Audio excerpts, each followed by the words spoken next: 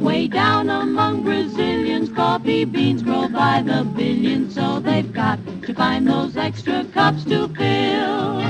They've got an awful lot of coffee in Brazil.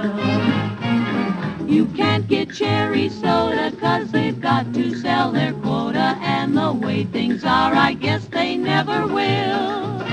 They've got a zillion tons of coffee in Brazil.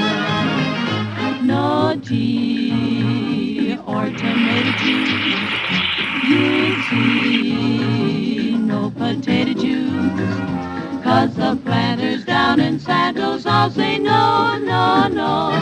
A politician's daughter was accused of drinking water and was fined a great big $50 bill.